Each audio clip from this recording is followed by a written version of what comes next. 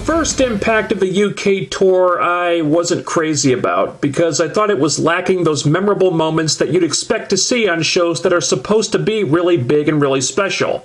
Impact last week seemed to correct that problem. It had more memorable things happening, moments that would only happen on the annual UK tour, so I ended up liking that one a lot more. This week, however, I think they took a step back. There was nothing on this Impact that really stood out to me, nothing offensive or terrible happened here, but if you were hoping for a blowaway show that really felt like the company was swinging for the fences, this wasn't it. They did EC3 and Tyrus versus Anderson and Rockstar Spud. Tyrus worked most of the match for the heels, and Tyrus is boring as shit, so I really wasn't enamored with the match until the finish. The faces basically cheated to win here, which was odd. But Tyrus was the one who got low-blowed and ate the pin, so I was okay with that. And it was really nice to see Rockstar Spud get a win under his belt, quite frankly.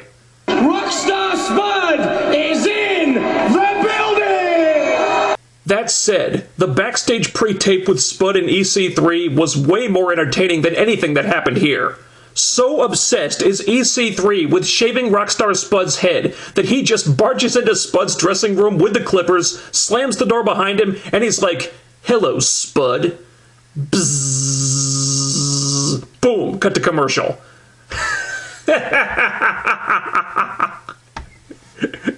I cracked up. It was only like 5 seconds long, but that's what made it work. There was no time for overwritten promos or for the announcers to ruin it by talking over the whole thing. It was really quick, and it was hilarious. Best commercial bumper ever. The Rockstar Spud has left the building. For knockout stuff, we have Taryn Terrell, perhaps unwisely, calling out Awesome Kong. Gail Kim tries to talk sense into her, but she's not having it. Neither Taryn nor Gail are exactly scintillating on the microphone, so keeping the promos brief here was probably for the best. Then Kong shows up and Taryn gets her ass kicked. It looks like they're building up a triple threat feud here, which I'm fine with.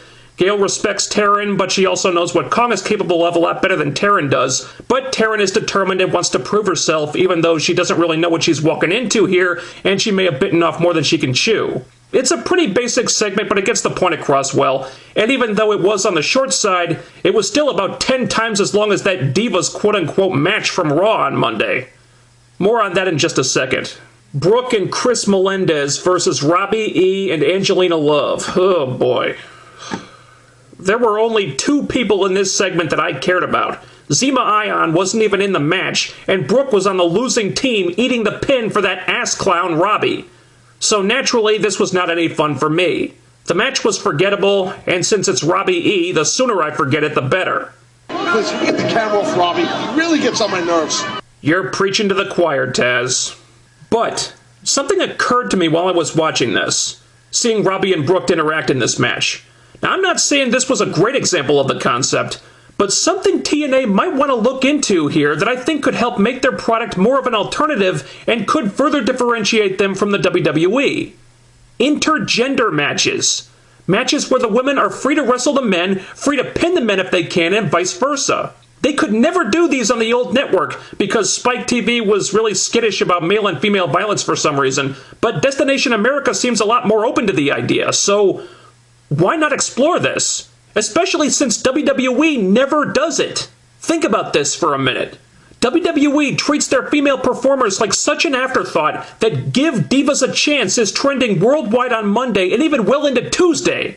Next thing you know, this is being covered in Variety and Entertainment Weekly and all these other things.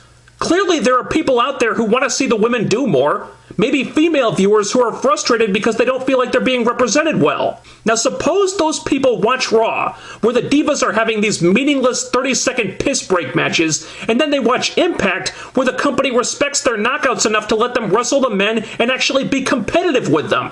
This could be a great way to capitalize on a weakness in the WWE's product that's actually drawing a lot of mainstream attention right now. Sure, not every knockout on the roster could pull this off, but Kong, Gale, Havoc, probably Taryn and Brooke too, they can make it work.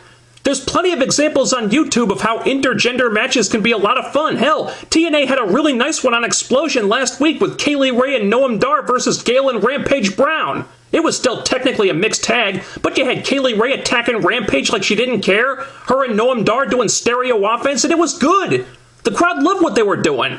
That could have been on Impact no problem and people would have gotten a kick out of it. And if TNA gave the Knockouts the green light to wrestle against the men from time to time, as long as it was presented the right way, you could probably get the same reaction. Call me crazy, but I really think there might be something to this. Yes!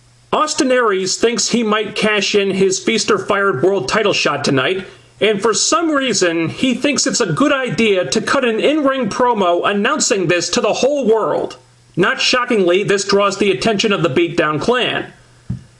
I don't know what Aries expected to happen here, but he's supposed to be smarter than this.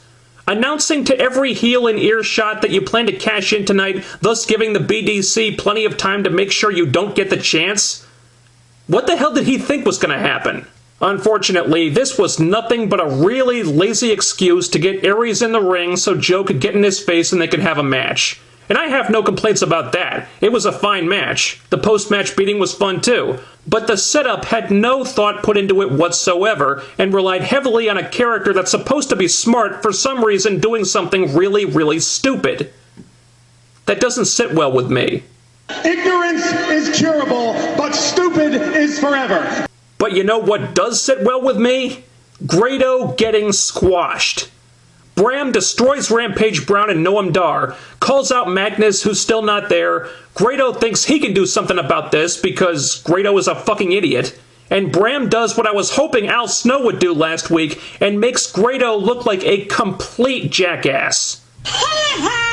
TNA's doing a very nice job with Bram right now. He's one of the more effective heels on the show, and he's being built up really well as this dangerously unbalanced fuck with me and I'll crack your skull open monster character.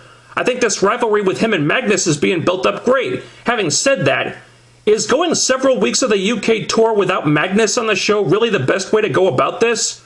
He was the first British world champion in wrestling ever. Wouldn't having him on the show be a big selling point on that side of the pond? I'm just saying, if I'm a British fan attending these shows, I'm going to be pissed off if Magnus isn't there. The big thing to happen this week was Lashley versus MVP for the world title. That's what they were primarily focused on, that's what the whole show was built around. And TNA really pulled out all the stops here in trying to give this the big match treatment. Multiple segments, pre-tapes, promos, hype videos devoted to promoting this. Now, I would argue that all that stuff doesn't mean much if the players involved aren't interesting, and Lashley isn't a terribly compelling character to me, but you can't fault them for lack of effort on this one. Whether or not the match actually lived up to all that hype is debatable. It was solid enough, though it fell short of great in my opinion, but they had some extra business going on that helped it out a little bit. And yeah, the overbooking did get excessive at points, but if the characters and the story aren't dynamic enough to carry it on their own, having other things to distract from that isn't necessarily a bad idea. And with Lashley being such a blank slate in the personality department, they might have needed a little help.